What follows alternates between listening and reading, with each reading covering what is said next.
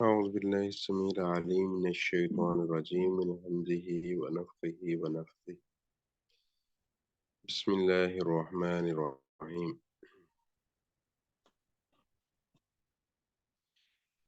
سب سے پہلے ہم حدیث کی اصطلاحات اس پر غور کریں گے. تو وہ حدیث جو رد کر دی جاتی ہے، جس کو ضعیف کہا جاتا ہے، اس کی اقسام ہم پڑھ رہے تھے. پہلے ہم نے قسمیں پڑھی ہیں جب راوی حذف ہو جائے، بیان کرنے والے کا ذکر نہ ہو کہیں پر، تو وہ جو ایک سند ہوتی ہے اس میں سے راوی حذف ہو جائے، تو اس کے حالات کے بارے میں پھر پتہ نہیں رہتا، تو لہٰذا وہ حدیث ضعیف ہو جاتی ہے. اب تھی قسم کے راوی سارے مذکور ہیں، ہر شاگرد اپنے استاد سے ہی بیان کر رہا ہے، لیکن کوئی راوی ایسا آ گیا ہے کہ جس کے اندر کسی کے حافظے کے متعلق لوگوں کو اشکال ہے، ان کو پریشانی ہے، یا کسی کی عدالت کے متعلق، مراد اس کے اخلاق کے متعلق لوگ پریشان ہیں، تو ایسے راوی کی جو روایت ہوتی ہے وہ ضعیف اور ناقابل اعتبار ہوتی ہے. تو اب ان اقسام میں سے جو سب سے بڑی قسم ہے، جو انتہا درجے کی اہ، کمزور اور ضعیف حدیث ہے، وہ ہوتی ہے موضوع. یہ موضوع آج ہم پڑھیں گے. میم واو زواد واو عین، موضوع. تو موضوع حدیث جو ہے یہ اصل میں واضح اشیاء، واضح اشیاء ہوتا ہے کسی چیز کو رکھنا یا کسی چیز کو نیچے گرا دینا. تو موضوع کہتے ہیں یعنی جو ایک گری ہوئی قسم ہے. تو اصطلاحی طور پر ویسے اس کا معنی ہوتا ہے وضع کی گئی، بنائی گئی، جو خود سے بنائی گئی. تو اصطلاحی طور پر ایسی حدیث کو کہتے ہیں، یعنی یہ محدثین کی بولی کے اندر، ان کی زبان میں ایسی حدیث کو کہتے ہیں کہ جس کو اپنی طرف سے گڑھ کر، اپنی طرف سے بنا کر اللہ کے رسول کے نام لگا دی گئی صلی اللہ علیہ وسلم. تو بنائی اپنی طرف سے ہے، لیکن نام اللہ کے رسول کا لگا دیا، اللہ کے رسول نے یہ فرمایا ہے، اللہ کے رسول نے یہ کیا ہے. تو یہ من گھڑت حدیث ہوتی ہے. اور اہل علم کے نزدیک یہ ضعیف جو احادیث ہیں ان میں سے ایک بدترین قسم ہے کہ بندہ اپنے پاس سے بات بنائے. ہاں، فیک نیوز جس طرح ہوتی ہیں، اپنے پاس سے بات بنا کر تو اس کو اللہ کے نبی کی طرف منسوب کر دے صلی اللہ علیہ وسلم. تو اب ایسی حدیث اگر کوئی بیان کرنا چاہتا ہے تو اس کو بیان کرنا حلال نہیں ہے. کسی نے کوئی متنبع کرنا ہے، کسی کو آگاہ کرنا ہے کہ یہ حدیث بہت ہی ضعیف ہے یا من گھڑت ہے، تو وہ آگاہی کے لیے کہہ لیں کہ وہ ذکر کر سکتا ہے، حدیث بیان کرے اور ساتھ وضاحت کرے کہ یہ موضوع حدیث ہے. کیونکہ اگر ساتھ وضاحت نہیں کرے گا، ویسے بیان کر دے گا، تو پھر وہ اللہ کے نبی صلی اللہ علیہ وسلم سے ایک حدیث آتی ہے کہ جو مجھ سے حدیث بیان کرے، من حدث عنی حدیثا یرا انہ کاذب فہو احد الکاذبین. یہ مسلم میں حدیث آتی ہے کہ جو بندہ بھی مجھ سے حدیث بیان کرتا ہے اور پتہ بھی ہے کہ یہ حدیث کذب ہے، جھوٹ ہے، تو وہ بھی جھوٹوں میں سے ایک ہے. تو مطلب اگر بندے کو پتہ ہونے کے باوجود اسے بیان کر رہا ہے، اس کی وضاحت نہیں کر رہا اور لوگوں کو حدیث کہہ کے بیان کر رہا ہے، تو یہ بھی انسان ہے کہ جھوٹا انسان ہے. تو لہٰذا یہ یعنی حدیث جو ہے من گڑت، اس کو بیان کرنا یہ درست نہیں ہے. کسی نے اگر کسی وضاحت کرنی ہے نا، کسی کو بتانا ہے تاکہ کوئی دھوکے کا شکار نہ ہو جائے، تو دھوکے سے بچانے کے لیے کیا ہے کہ وہ بیان کر سکتا ہے، لیکن ساتھ وضاحت کرے گا کہ یہ من گڑت ہے. تو باقی اس کے بارے میں مزید تھوڑی تفصیل انشاءاللہ کل ہم پڑھیں گے. اب آتے ہیں ہم حدیث کی طرف. کل ہم نے جو آخر میں حدیث پڑھی تھی وہ یہ تھی کہ سباب المسلمی فسوق و قتالہ کفر، کہ مسلمان کو گالی دینا یہ فسق ہے اور اس سے لڑنا جو ہے کفر ہے. بلکہ اس سے بھی پیچھے تھوڑی باتیں رہ گئی تھیں، جس طرح وہ شیخ ہمارے ہیں محترم عمر صاحب نے یاد دہانی کروائی تھی کہ جھوٹ کیا ہوتا ہے، یعنی وہ خلاف واقعہ بات، جو کام ہوا نہیں ہے اس کے خلاف بات کرنا یہ جھوٹ ہوتا ہے۔ اور بعض جگہوں پر یہ جھوٹ حرام ہے، ام الخبائث ہے، بہت بڑا گناہ ہے اور گناہوں کو رواج دینے والا ایک گناہ ہے۔ تو لیکن بعض موقعوں پر یہ جائز بھی ہوتا ہے جھوٹ بولنا، جس طرح جنگ کے بارے میں تھا الحرب خدع، جنگ جو ہے یہ دھوکے کا نام ہے۔ تو وہاں پر دھوکا، ظاہری بات ہے، جھوٹ بول کر یا دائیں دکھا کر بائیں لگانا، یہی جنگ ہوتی ہے۔ تو جنگ کے موقع پر جو ہے وہ جھوٹ کا سہارا جو ہے وہ لیا جا سکتا ہے۔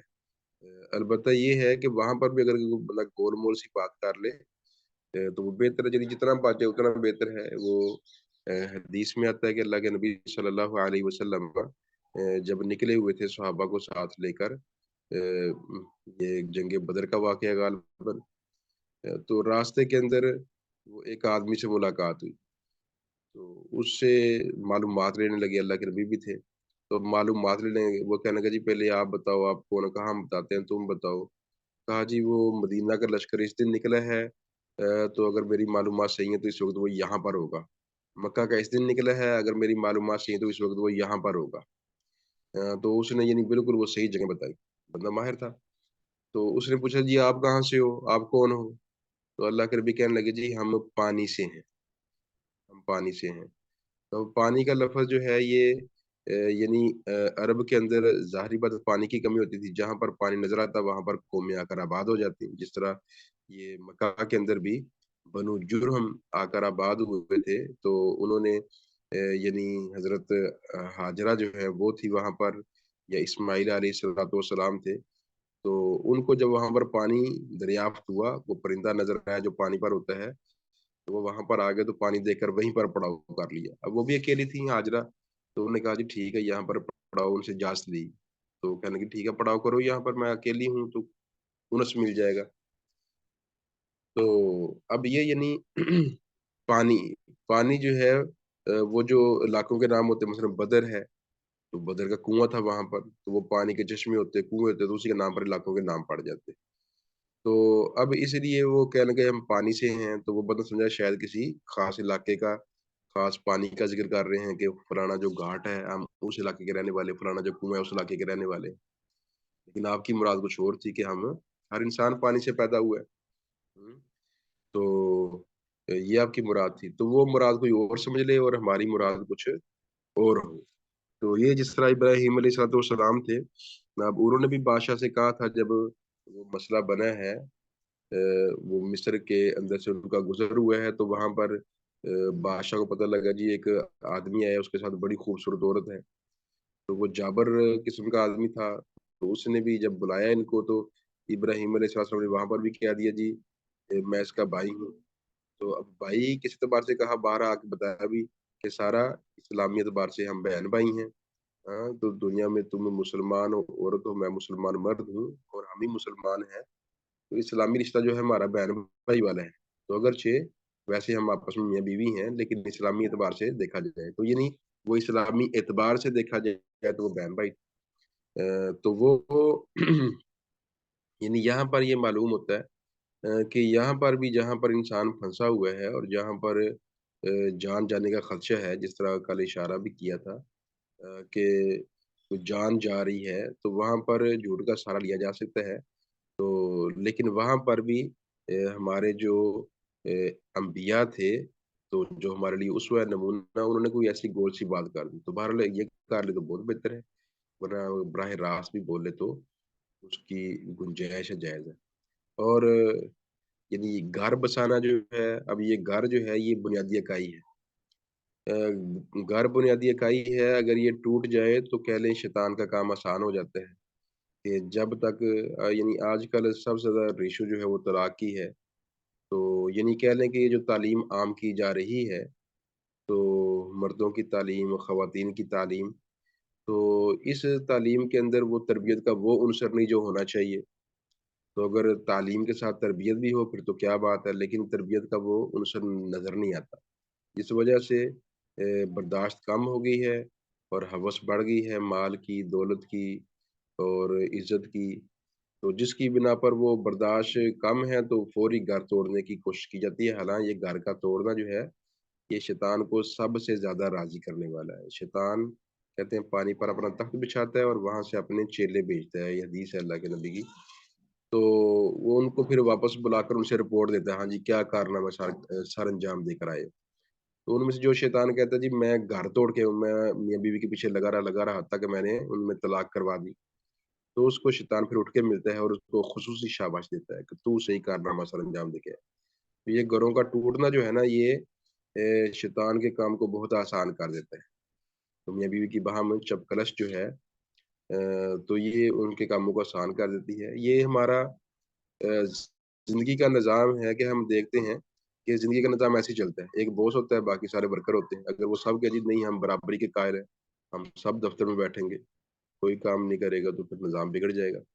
تو جس طرح ایک دفتر کا نظام ایک فیکٹری کا نظام نہیں چل سکتا اونچ نیچ کے بغیر، کسی کو درجہ حاصل ہو، کوئی ورکر ہو اور کوئی افسر ہو، تو بالکل ایسے گھر کا نظام بھی نہیں چل سکتا۔ اگر دونوں برابر چلنے کی کوشش کریں گے پہیے تو گاڑی جو ہے وہ رواں دواں نہیں رہ سکتی۔ تو یہ اللہ تبارک و تعالیٰ نے ایک پہیے کو، اب موٹر سائیکل بھی ہے، کار بھی ہے، تو وہ یعنی بعض پہیے ہیں کہ وہ ہینڈل کے ساتھ ان کو موڑا جائے تو مڑتے ہیں، دوسرے جو ہیں انہیں اس کی پیروی کرنی ہوتی ہے۔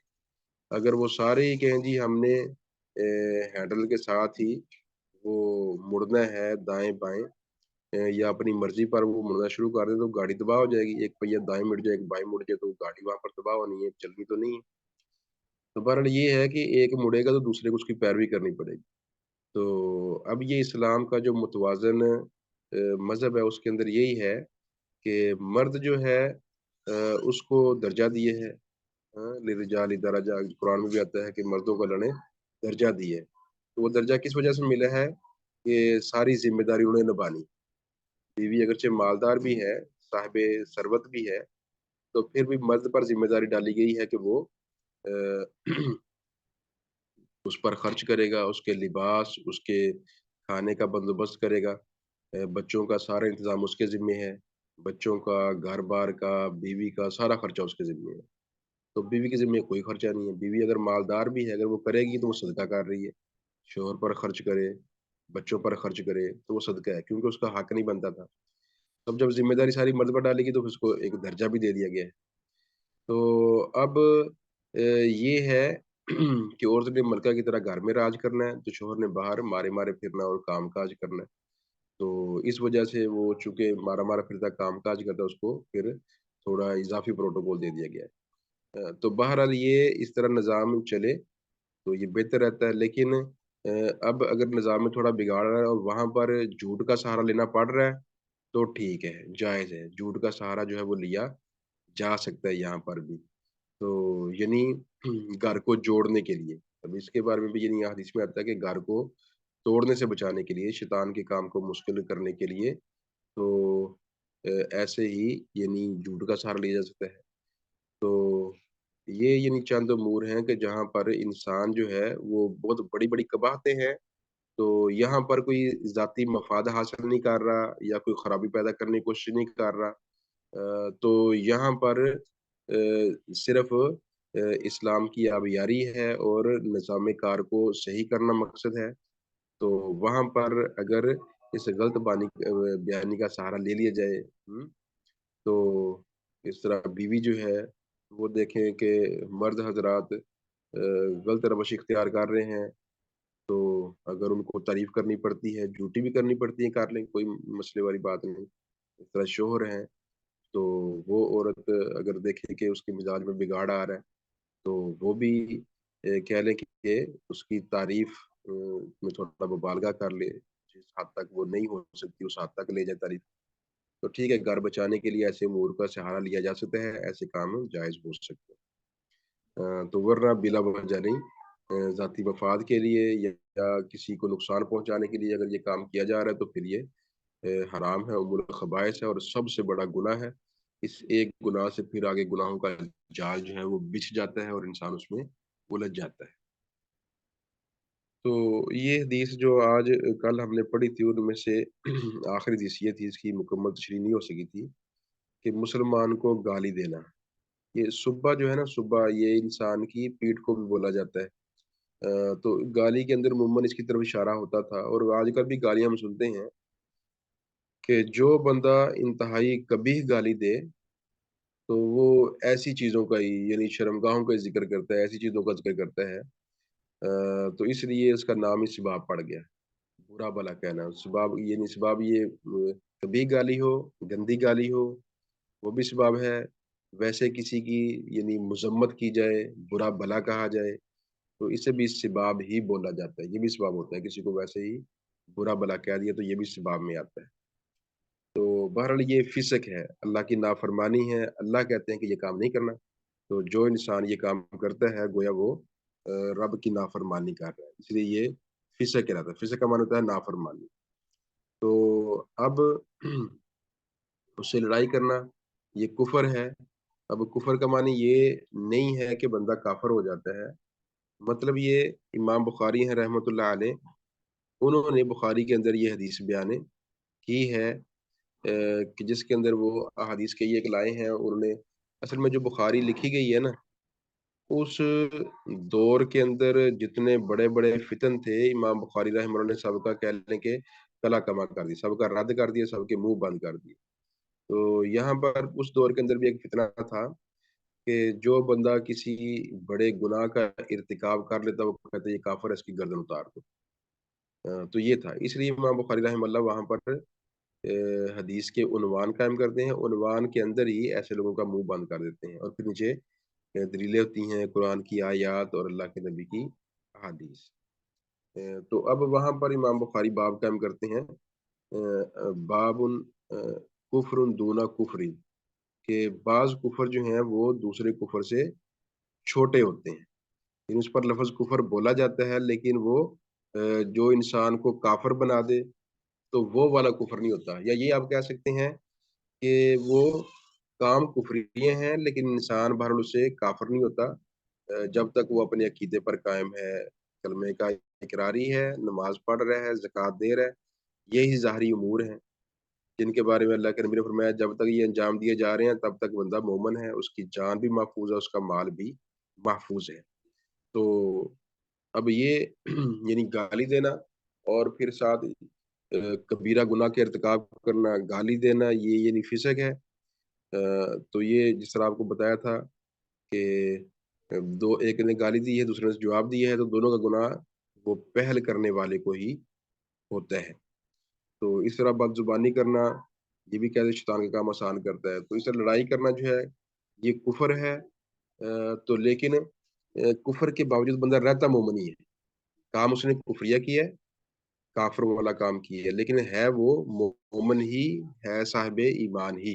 اس پر نہ کہ یہ ایک ادلہ امام بخاری رحمہ اللہ نے پیش کی ہیں، اور اس پر قرآن کی آیت بھی آتی ہے، وہ جس طرح سورۃ الحجرات میں آتی ہے کہ وَإِن طَائِفَتَانِ مِنَ الْمُؤْمِنِينَ اقْتَتَلُوا فَأَصْلِحُوا بَيْنَهُمَا، اگر مومنوں کے دو گروہ لڑ پڑیں تو ان میں صلح کروا دو۔ اب لڑنے والوں کو مومن کہا جا رہا ہے قرآن کے اندر، حدیث کہہ رہی ہے کہ یہ کفر کا کام ہے۔ تو وہی بخاری والی بات کہ یہ کفر ہے، لیکن وہ جو بڑا کفر ہے نا جس کے مرتکب کو ہم کہتے ہیں یہ کافر ہے، اس نے یہ کام کرے، یہ کافر ہے۔ مثلا کوئی کلمے کا منکر ہو جائے، یا مثلا کوئی بندہ جو ہے یہ جو کبیرہ گناہ ہے، مثلا زنا ہے، شراب نوشی ہے، وہ سمجھتا ہے کہ یہ کام غلط ہے، تو لیکن میں کمزور آدمی ہوں، مرتکب ہو جاتا ہوں، مجھ سے ہو جاتا ہے، اللہ مجھے معاف کرے، اگر تو یہ بات ہے تو پھر اس نے کبیرہ گناہ کیا ہے، اللہ سے معافی کی امید بھی ہے۔ ان اللہ لا یغفر ان یشرک بہ ویغفر ما دون ذلک لمن یشاء، کہ اللہ تبارک و تعالیٰ شرک معاف نہیں کرتے، اس کے علاوہ ہر گناہ اللہ معاف کر سکتے ہیں۔ تو ایسی کہ ایک حدیثیں بھی ہیں، بڑے بڑے بار گناہ کے ہوں گے ان کے پاس لیکن اللہ ان کو معاف فرما دے۔ تو بہرحال یہ یعنی کفریہ کام ہے، لیکن انسان سے کافر نہیں بنتا۔ یہاں پر لڑائی کے باوجود ان دونوں کو اللہ تبارک و تعالیٰ جو ہیں وہ کہہ رہے ہیں کہ وہ مومن ہی ہیں۔ اور ایسے ہی کسی نے کسی کو قتل کر دیا، اب یہ بھی بہت بڑا گناہ ہے، حدیث میں آتا ہے کہ بڑے بڑے گناہوں میں سے ایک یہ ہے کہ کسی کو ناحق قتل کرنا، لیکن اس کے بارے میں بھی یہی آتا ہے قرآن کے اندر کہ جس کو اس کے بھائی کی طرف سے معافی مل جائے نا، फत्तिबाउ बिल मारूफ, तो उसने अच्छे से उसकी पैरवी करनी है, अदाउन इलैहि बेहसान, और उसको एहसान करते हुए अदायगी करनी। माफ़ी मिल गई, मसलन बंदा कत्ल किया तो आगे से बदले में उसे कत्ल किया जाना था। लेकिन वारसों ने कहा जी हम माफ़ करते हैं, आप दियत दे दो। अब जान बच गई, अब जान अल्लाह फरमा रहे हैं कि उसके भाई की तरफ से, यानी भाई कहा जा रहा है कुरान के अंदर, तो भाई की तरफ से माफ़ी मिल गई है तो फिर क्या करे कि आदमी अच्छे से उसको अदा कर दे। तो ये मतलब है कि उसको फिर भी यानी ये कत्ल करने के बावजूद उसको भाई करार दिया जा रहा है। ऐसे ही सहाबा किराम के दौर के अंदर हम देखते हैं, बंदे ने शराब पी ली, बंदे ने ज़िना कर लिया, इस तरह कत्ल कर दिया। बड़े-बड़े गुनाह होते रहे हैं लेकिन उनको कह लें कि मोमिन ही समझा गया है। इस तरह एक औरत थी, अ, उसने गलत कारी कर ली, फिर अल्लाह के नबी के पास आ गई, तो हज़रत माइज़ का वाक़या आता है, तो उनको रजम किया गया, संसार किया गया, संसार करने के बाद उनका जनाज़ा भी पढ़ा गया। तो ऐसे ही एक औरत उसने तौबा कर ली वो गलत कारी करने के बाद, तो वो भी अल्लाह के नबी सल्लल्लाहु अलैहि वसल्लम ने जब उनको सज़ा दे ली और उसकी वफ़ात भी हो गई, मौत भी हो गई, तो अब अल्लाह के नबी ने कहा जी ये जनाज़ा पढ़ना है इसका। तो ये जनाज़ा मुसलमानों का होता है, तो मतलब ये कुफ़रिया काम है, लेकिन इंसान इससे काफ़िर नहीं होता। ये बाज़ लोग जो समझते हैं काफ़िर हो जाता है, तो यानी वो कह लें एक हद से गुज़रे हुए लोग, हद से गुज़रे हुए लोग हैं। जैसे कि जिन लोगों ने हज़रत अली के अंदर और जिन लोगों ने अमीर मुआविया रज़ियल्लाहु ताला अन्हु के दौर के अंदर बाज़ खारजी कहलाए, कि जिन्होंने कहा जी जो कबीरा गुनाह का मुर्तकिब है वो काफ़िर हो जाएगा। तो ऐसे लोगों के खिलाफ अल्लाह के नबी ने फरमाया था कि वो गिरोह लड़ाई करेगा जो हक़ के ज़्यादा करीब होगा। दोनों ही गिरोह 2 गिरोह होंगे, दोनों हक़ पर होंगे, लेकिन जो ज़्यादा हक़ वाला होगा ना वो लड़ाई करेगा। तो हज़रत अली ने इनके खिलाफ लड़ाई की थी। तो अब ये लोग इनके आपने यही कहा था हज़रत अली ने कि जब तक तुम लोग कोई किसी को तंग नहीं करोगे तब तक तुम्हें हम कुछ नहीं कहेंगे, जो मर्ज़ी कहते रहो, जो मर्ज़ी करते रहो। तो फिर जब उन्होंने थोड़ा कह लें कि तंगी की मुसलमानों के लिए मारना शुरू किया, तो फिर हज़रत अली ने उनको मारा। तो लेकिन मारने के साथ ये कि उनका माल माले गनीमत बनाया हो, उनके घरों पर कब्ज़े किए हों, उनकी औरतों को, उनके बच्चों को गुलाम बनाया हो, तो ऐसा कोई काम नहीं किया। तो मतलब यानी उनके फ़साद को रोकने के लिए उनके खिलाफ जिहाद व लड़ाई हुई है, लेकिन उनके साथ काफ़िर वाला सलूक फिर भी नहीं किया हज़रत अली रज़ियल्लाहु ताला अन्हु। उन्होंने सहाबाए किराम को नाउज़ुबिल्लाह काफ़िर कह दिया था, अली को, मुआविया को, सबको। तो बहरहाल इन सारी हदीसों से बात ये समझ आती है कि लड़ना जो है, ये कुफ़रिया काम है बहरहाल, लेकिन इंसान इससे काफ़िर नहीं होता।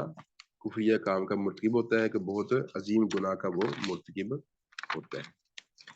तो आगे जो हदीस हम पढ़ने जा रहे हैं वो है अन अबी हुरैरह रज़ियल्लाहु अन्हु क़ाल क़ाल रसूलुल्लाहि सल्लल्लाहु अलैहि वसल्लम इय्याकुम वज़्ज़न्न, बच जाओ तुम बदगुमानी से, गुमान करने से बचो। फ़इन्न ज़न्न, पस बेशक बदगुमानी जो है, अकज़बुल हदीस, हदीसों में से सबसे झूठी बात। अल्लाहु अकबर! तो इसमें है कि किसी दूसरे मुसलमान के बारे में मुत्तफ़क़ुन अलैहि इस पर इत्तफ़ाक़ किया गया है। इसके किसी दूसरे मुसलमान के बारे में ज़हन के अंदर बुरा गुमान नहीं लाना।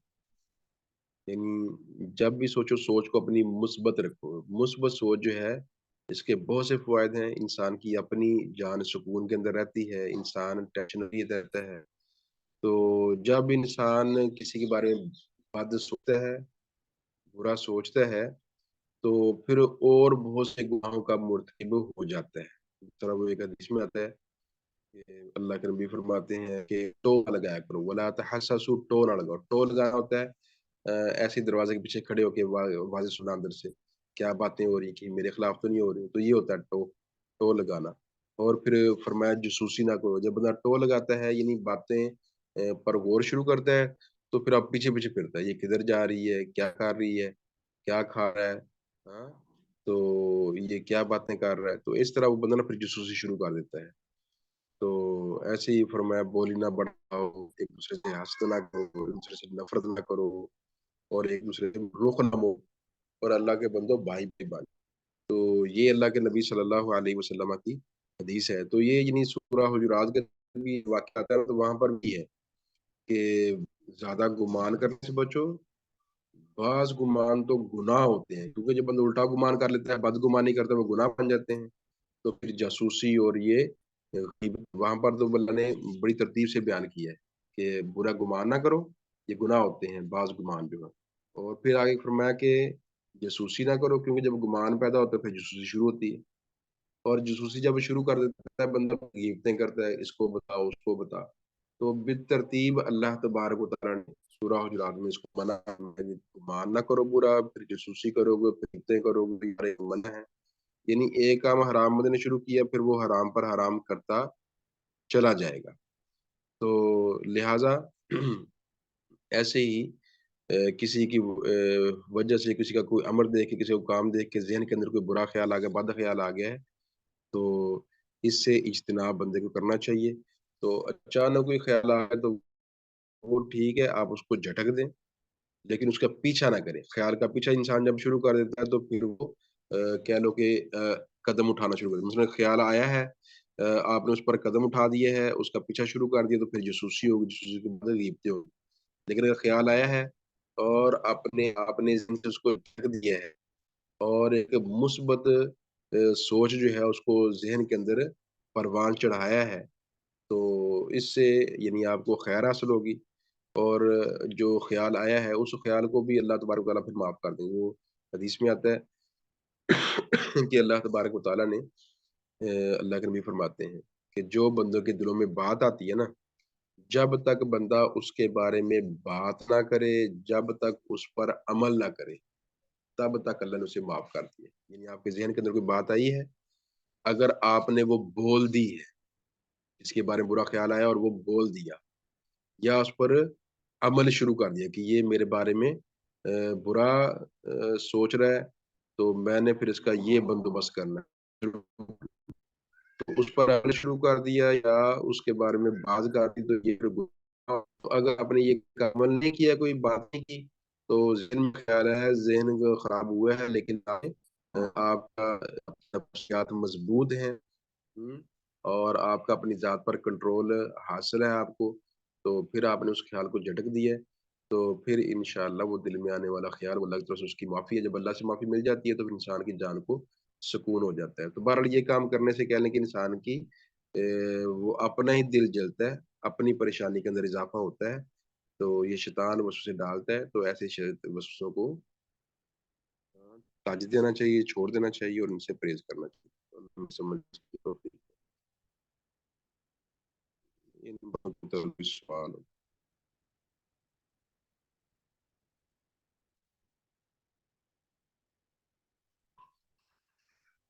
جی السلام علیکم۔ وعلیکم السلام ورحمۃ اللہ۔ جی میرا ایک سوال ہے، گھر کے نظام کے بارے میں جو حدیث ہم نے ابھی پڑھی اس بارے میں، جیسے جی کہ مرد کمانے والا اور بیوی پر اسے خرچ کرنا ہوتا ہے، تو جی اگر ایسا ایسا کوئی سچویشن ہے جس میں کوئی مرد مسلمان ہوا ہے، صرف عورت ایک خوبصورت عورت ہے اور اس کی دولت کو دیکھ کر مسلمان ہوا ہے، اور ہوں وہ مرد جو ہے اپنی عورت پہ پوری طریقے سے خرچ نہیں کرتا، کچھ کرتا کچھ نہیں کرتا، اور اس کے دل میں اس کے ذہن میں یہ بات ہے کہ یہ جو ہے عورت مالدار ہے تو وہ اپنا خیال خود رکھے مال کے بارے میں، تو ہوں صحیح۔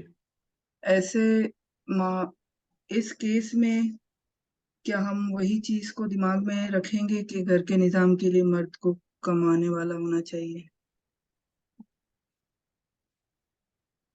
اصل میں نظام تو یہی رہنا ہے، نظام تو یہی رہنا ہے، باقی یہ کہہ لیں کہ اگر وہ نہیں خرچ کرتا، وہ ایک جرم کا ارتکاب کر، اگر اس کی یہاں پر پوچھ ہو جاتی ہے تو ٹھیک ہے، نہیں ہوتی تو وہ اللہ کے ہاں جا کے جواب دہ ہوگا۔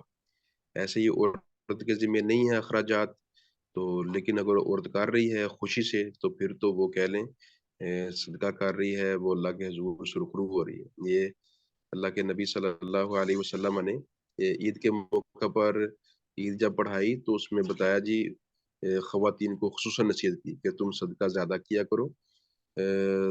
میں نے دیکھا کہ تمہاری تعداد زیادہ جہنم میں ہے، کہ تم میں بعض کوتاہیاں ایسی ہیں کہ جن کا بہت زیادہ ارتکاب کیا جاتا ہے۔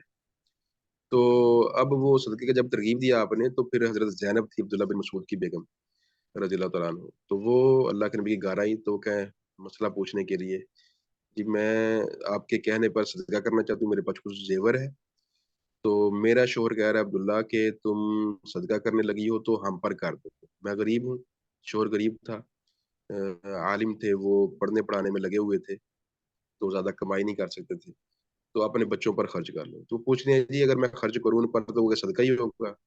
تو اللہ کے نبی نے فرمایا ڈبل ثواب ہوگا، ایک تو صلہ رحمی کا، رشتہ داری کو ملانے کا، اور دوسرا جو ہے صدقہ کرنے کا، تو یعنی گھر میں صدقہ ڈبل لگتا ہے، ڈبل ثواب ہوتا ہے۔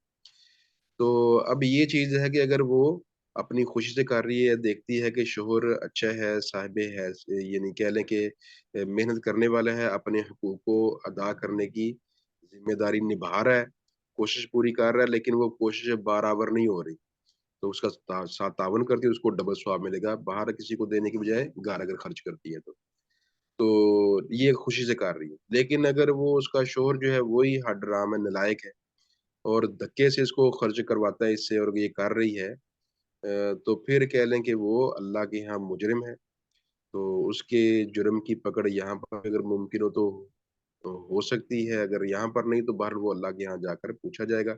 عورت کے یہ یہی ہے، اور خوشی سے کر رہی ٹھیک ہے صدقہ ہے، نہیں خوشی سے کر رہی تو پھر وہ کہہ لے کہ ایک وزن ہی بوجھ ہی ڈال رہی ہے اس کے اوپر، ہاں، اس کے جرم کے اندر اضافہ ہی کر رہی ہے، تو یہ چیز ہے۔ قانون بہرحال وہی رہے گا، تو قانون نہیں بدلے گا۔ جی آگے بھی میرا سوال ہے کہ کیا یہ ایسا رشتہ صرف اسی وجہ سے کہ وہ مسلمان ہوا ہے رکھنا چاہیے کنٹینیو؟ ہاں یہ چیز ہے کہ اللہ کے نبی صلی اللہ علیہ وسلم نے جب مکہ فتح ہوا ہے نا، تو اس وقت آپ نے ابو سفیان تھے، امیر معاویہ تھے رضی اللہ عنہ، اس خاندانوں کو، یہ کہہ لیں کہ کفر کا امام تھا خاندان نا، تو اس کو جب فتح ہوا ہے مکہ تو آپ نے جو انصار صحابہ تھے، جب مال ہاتھ آیا ہے تو ان کو نہیں دیا، یہ ان چودھریوں کو جو مسلمان نئے نئے ہوئے تھے ان کو بڑا بڑا مال دیا، 100 اونٹ ایک ایک بندے کو دے دیا۔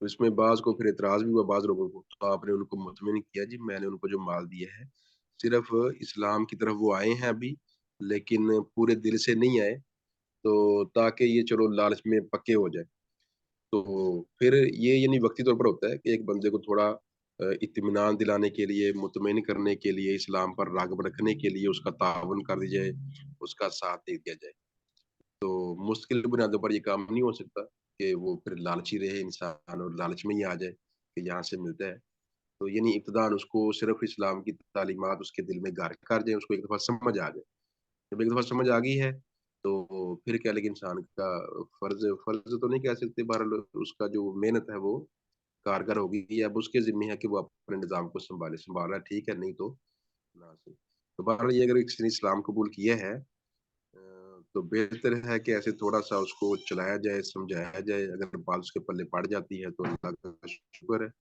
لیکن اگر وہ مسل لاج ہے تو سمجھو اسلام دل میں تو نہیں آیا اس کے، وہ تو مفاد کی خاطر ہی اس نے لبادہ اوڑا ہے، تو وقتی طور پر اس کو سہارا دیا جا سکتا ہے، حوصلہ دیا جا سکتا شیخ یہاں پہ جی یہ ایک مسئلہ پیش آتا ہے کامن، یہ جو سوال ہے نا اس سے related to European countries as very common issue, تو ایسے ہوتا ہے کہ اگر ہم دیکھیں تو یہ کتنا عرصہ ہوگا، وی کی ناٹ ڈیفائن لمٹ، بیکاز رسول اللہ صلی اللہ علیہ وسلم نے 13 سال تو برداشت ہی کیا ہے نا مکہ کا، وہ کیوں کہ جو لوگ نئے اسلام قبول کر رہے ہیں they have enough time to understand, ٹھیک ہے، تو ایسے ہی جب کچھ ایسا اسلام قبول کرتا ہے تو وی کی ناٹ رش، آپ محبت پیار سے اپنے خلوص کے ذریعے جب ان کو اسلام کی حکمت سمجھ آ گئی تو وہ خود بخود ہی اپنی ذمہ داریاں قبول کرنے میں ہچکچائیں گے نہیں، تو اس میں اگر رش کریں گے، جلدی کریں گے، ججمنٹ شروع کر دیں گے، جلد فیصلے کرنے شروع کر دیں گے، صرف یہی نہیں کہ ہم 4 آنوں کی خاطر ایک انسان کے اسلام کو جو ہے نا نہ خطرے میں ڈال دیں گے، بلکہ جو ہے نا ایک رشتہ بھی جو ہے نا وہ بھی ڈیمیج کریں گے، اور ہو سکتا ہے اس بندے کے ذریعے ہم بہت سے لوگوں کو اسلام کے بارے میں غلط امیج بھی ڈلیور کریں۔ تو اس لیے یہاں پہ بہت احتیاط سے کام لینا ہے۔ یہ it's not a joke, it's about a matter of Islam, ٹھیک ہے؟ یہاں پہ آپ کا اخلاق، آپ کا رویہ اس شخص کے لیے باعث سے جو ہے نا وہ نمونہ بنے گا، جس کے ذریعے وہ خود ہی نہیں اپنے ارد گرد کے دوستوں کو جو کہ مسلمان نہیں ہے بتائے گا کہ ایک مسلمان خاتون کے ساتھ شادی کر کے اس کو کیا فائدہ میسر آئے۔ تو there is a lot of patience required, there is nothing to rush about. وہاں پہ جلدی کی کوئی ضرورت نہیں ہے، وہاں پہ بے صبری کی کوئی ضرورت نہیں ہے، وہاں پہ کوئی گنتی کی کوئی ضرورت نہیں ہے، حساب و کتاب کی کوئی ضرورت نہیں ہے۔ وہاں پہ قربانی، فقط قربانی کا عمل ہے، اور اس آلموسٹ 13 ایئرس، ٹھیک ہے؟ ہاں، بہت سے ایسے کیسز ہیں جہاں پہ صرف خواتین اور یا مردوں نے اسلام صرف چھوڑا ہی نہیں، بلکہ وہ انٹرنیٹ پہ بیٹھے آج اسلام کے خلاف بہت پروپیگنڈا کر رہے ہیں۔ کیوں؟ کیونکہ ان کو بڑی جن لوگوں کی وجہ سے انہوں نے اسلام قبول کیا، ان کو بہت جلدی تھی کہ وہ مومن بن جائے، بہت جلدی تھی۔ نقصان یہ ہوا کہ وہ پھر اسلام کے حمایتی کے بجائے اسلام کے دشمن بن گئے۔ تو there is a lot of patience required. Sorry sheikh, I involved, میں نے ٹانگ اٹکا دی، آئی سپوز جی مسئلہ آگے بھی میں کچھ پوچھنا چاہ رہی ہوں۔ جی جی جی تو جیسے اس سچویشن میں جیسے ایسے ہو جاتا ہے کہ جو انسان ہے وہ ڈیپینڈنٹ ہو جاتا ہے، بیوی کے گھر میں ہی رہے اور جو ہے اپنے ہی مطلب عیش و عشرت کی فکر میں رہے، اور اس کے علاوہ جو ہے نان مسلم رویہ جو ہے وہ گھر میں انٹر ہونے لگے ان کی بدولت، تو یہ ایک فتنہ جیسا گھر میں آنا پیدا ہونا شروع ہو جائے۔ تو ان سب چیزوں کو کیسے ٹیکل کیا جا سکتا ہے؟ کیونکہ وہ مسلمان تو دل سے نہیں ہوئے، تو ہم نہیں یہ اسی کہہ سکتے لیے ہیں، اس پہ ہم یہ نہیں کہہ سکتے ہیں کہ وہ دل سے اسلام نہیں انہوں نے قبول کیا۔ امیجن کہ اگر وہ ان کے اندر کوئی اچھائی نہ ہوتی، اللہ تعالیٰ ان کو اسلام کا منہ ہی کیوں دکھاتے؟ جی جی If they were that bad, why Allah subhanahu wa ta'ala even have introduced them to Islam? اللہ سبحانہ wa ta'ala چاہتے تو ان کو اسلام سے دور ہی رکھتے، وہ اتنے گندے تھے۔ ان کے اندر کچھ اچھائی ہے، ٹھیک ہے، جس کی وجہ سے اللہ تعالیٰ ان کو اسلام کے دائرے میں لے آئے، ٹھیک ہے۔ اب ہماری یہ ذمہ داری ہے، میرے پاس کیسز ہیں جن میں ایگزیکٹلی سیم سینیریوز کہ وہ بہت ورس کنڈیشن تک معاملات گئے ہیں۔ اب سوائے پچھتاوے کے جنہوں نے ڈائیورس کر لی ہے، الگ ہو گئے ہیں، ان کے پاس سوائے پچھتاوے کے شرمندگی کا اور کچھ نہیں ہے۔ اور میں ان کو روتے بھی دیکھا ہے کہ وہ پچھتاتے ہیں کہ ان کی وجہ سے ایک خاتون یا ایک مرد وہ اسلام سے دور ہوا ہے، اور وہ ان کی نیندوں کو حرام کیے ہوئے، یہ چیز، یہی بات، ٹھیک ہے۔ اب یہاں پہ جو ہے ہمارے پاس کیا پیمانہ ہے کہ ہم ان کے ایمان کو جج کریں؟ کیا میرے پاس کوئی ایمانہ ہے کہ میں آپ کے ایمان کو جج کروں؟ کیا آپ کے پاس کوئی پیمانہ ہے کہ آپ جس کے ذریعے میرے ایمان کو جج کریں؟ ٹھیک ہے، تو کیا مسلمان گھر میں پیدا ہونے والے لوگ دو نمبریاں نہیں کر رہے؟ کیا وہ غلط کام نہیں کر رہے؟ کیا وہ لالچی غلیظ نہیں ہے؟ They are doing the same stuff. لیکن ہوتا کیا کہ وہ ماں کیوں برداشت کر رہی جس کے گھر میں بچے بے نماز ہیں؟ وہ کیوں برداشت کر رہی؟ تو ایسے ہی ایک ایسے شخص کو اس وجہ سے قبول کرنا پڑے گا کہ اسلام کے اندر نیا آیا ہے، اور اس کے لیے برداشت اور اس کے لیے آپ کی عملی نمونہ ہی ان کے لیے ہدایت کا سبب بنے گی۔ تو آپ کی برداشت، آپ کی محبت، آپ کا رویہ ان کو چینج کرے گا، یا ان کا رویہ ان کو بدتر کرے گا۔ تو بیسیکلی ہوتا کیا ہے، ہماری زندگی میں خود میں اسلام نہیں ہوتا، ہمارے اندر یہ جذبہ ضرور ہوتا ہے کہ مسلمان کریں، ٹھیک ہے۔ تو ہوتا کیا ہے کہ ہم اسلام کی طرف کسی کو دنیاوی بنیادوں پر کھینچ لیتے ہیں، لیکن ہوتا کیا ہے کہ ہم پھر ان کو دین نہیں پہنچا پاتے، کیونکہ ہم نے بنیاد تو دنیا بنائی ہوتی ہے، حالانکہ بنیاد خلوص اور دین ہونا چاہیے تھا۔ مثال کے طور پہ یہاں پہ ایک کیس ہے جس میں ایک لڑکے نے اسلام قبول کیا، تو ابتدائی سیٹنگ میں اسے بتایا گیا کہ مسلمان جو ہیں آپس میں ایک دوسرے کے بہت کام آتے ہیں، آپ ہمیں بتائیے گا جب بھی آپ کو مشکل پیش آئے ہم آپ کے کام آئیں گے۔ تو وہ بندہ اس نے 2 نمبری شروع کر دی۔ کیا ہوا؟ اس نے چندہ مانگنا شروع کر دی، آئے دن چندہ مانگنا شروع کر دیا۔ تو اب کیا ہوا کہ explanation in the beginning was wrong. اسے یہ بتانا نہیں چاہیے تھا کہ جو ہے نا آپ کام نہ کرو، ہم آپ کے کام آئیں گے، آپ کی چھوٹی چھوٹی مصیبت پہ ہم کام آئیں گے، ایسا نہیں ہونا چاہیے تھا۔ وہ مرد ہے، اسے بتایا جاتا بھائی آپ نے اسلام قبول کیا ہے، there are going to be some challenges. آپ کو کانفیڈنٹ رہنا ہوگا. اسلام کے اندر مردانگی کی بہت زیادہ اہمیت ہے, اور جو ہے نا اسلام کے اندر آپ کی جو ذمہ داری ہے وہ ایز اے مرد آپ کی صرف گھر ہی نہیں بلکہ آپ کی سوسائٹی بھی ہے. آپ نے صرف لوگوں سے نہیں لینا بلکہ آپ لینا کم ہے, آپ نے دینا زیادہ ہے. یہ ہے اصل اسلام. اگر اس طریقے سے اس کو پہلا ہی سٹنگ میں ایکسپلین کیا جاتا تو وہ چندہ نہ مانگنا شروع کرتا. تو ہوتا کیا, پھر لوگ ایسے لیول پہ آ جاتے ہیں کہ وہ چندہ مانگنا شروع کر دیتے. کیوں؟ پہلی سٹنگ کے اندر جو ان کو ایکسپریشن دیے گئے تھے اس کے اندر یہ تھا کہ آپ چھوٹی چھوٹی شکایتیں ہمیں لگائیں, ہم تابع دار ہیں. حالانکہ انسان کو پال ہی نہیں سکتا ہے. تو ایسے ہی وہ لوگ جن کے اندر یہ جذبہ تو ہوتا ہے کہ وہ لوگوں کو اسلام کی دعوت دیں, لیکن ان کو یہ نہیں پتا ہوتا کہ دعوت دینی کیسے ہے اور اس کے بعد اس کو ہینڈل کیسے کرنا ہے. حالانکہ یہ الگ ایک سیشن ہے اور الگ اس کی آن لائن ٹریننگز بھی موجود ہیں کہ لوگوں کو اسلام کی طرف لانے کے اصل طریقہ کار کیا ہے, اور اگر وہ اسلام قبول کر لیں تو پھر اس کے بعد ان کو ہینڈل کیسے کرنا ہے, کیونکہ they go through lot of stuff. ٹھیک ہے, تو ایسے ہی اس شخص کے لیے سب سے پہلے جو ضروری چیز ہے کہ وہ خاتون جو ہے خود اسلام کا پہلے مطالعہ کرے. اگر وہ اسلام کے مطابق صحیح زندگی گزار رہی تو ہو ہی نہیں سکتا ہے کہ جو اسلام قبول کرے اس کے ماحول کے اندر آ کے اس کے اندر بہتری نہ آئے. تو اس کے اندر خود بھی کچھ ایسی خامیاں ہوں گی. I'm not a judge. I don't see her. I don't know about G her. جی تو میں جی یہ جی بتا رہا ہوں بالکل کہ ان کی عملی زندگی ہی ایک رکاوٹ بن رہی ہے. کیسے ہو سکتا ہے کہ آپ انتہائی مخلص ہوں اور آپ کے ارد گرد منافق لوگ ہوں؟ ایسا نہیں ہوتا ہے. یہ اللہ رب العزت آپ کو ان لوگوں سے بہت بخوبی واقف کر دیتا ہے, لیکن آپ کا خلوص ان کے دلوں پہ راج کرتا ہے. یاد رکھ لینا, خلوص دلوں پہ راج کرتا ہے. تو اس لیے ضروری ہے کہ سب سے پہلے آپ اپنے آپ کو ایجوکیٹ کریں, صحیح وسائل کا اختیار کریں اور صحیح علماء کی مدد لیں. انشاءاللہ یہ مسئلہ حل ہو سکتا ہے. صبر بہت ضروری ہے. بالکل. اور دوسرا سوال میرا ایک اور ہے جو ذہن میں خیال آنے کے بعد کی جو حدیث تھی اس بارے میں. سوری. جی جی تو ذہن میں خیال آنے کے بعد جو ہے اسے جھٹک دینا چاہیے.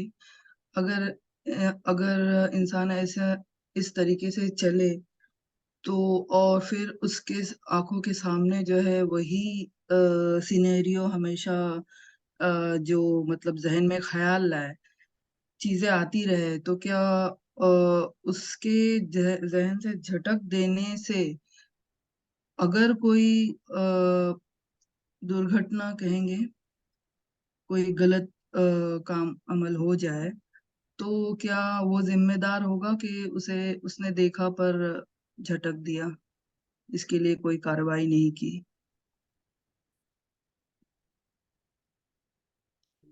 ایک تو تھا حقیقی خطرہ, حقیقت موجود تھی, وہ تو نہیں ظاہر بات جھٹکی جا سکتی, اس کا تو بندوبست کرنا پڑے گا. ایک یہ ہے کہ ویسے ایک خیال آ گیا ہے اور غالب گمان یہی ہے کہ یہ خیال ایسے ہی بس آ گیا ہے, غلط خیال آ گیا ہے, شیطانی خیال ہے, تو اس کو جھٹکنا ہے. ایک چیز واقعی حقیقت ہے, اس کو جھٹکنا تو نہیں, اس کو تو پھر پورا بندوبست کرنا چاہیے, اگر آپ کو سمجھ آ گئی ہے جی تو. الحمدللہ, جزاک اللہ, سمجھ آ گئی. جزاک اللہ خیر. بارک اللہ. ٹھیک ہے جی شیخ.